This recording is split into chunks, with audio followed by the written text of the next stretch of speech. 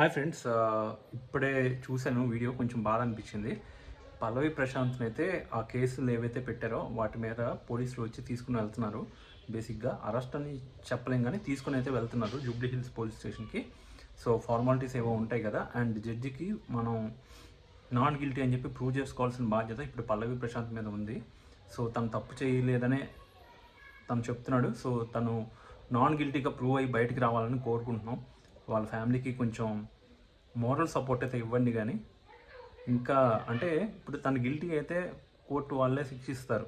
So దానికి ఆయన మీద దుష్ప్రచారం అయితే ఇప్పటికైనా ఆపండి. కథనాలు రాయడం ఆపండి.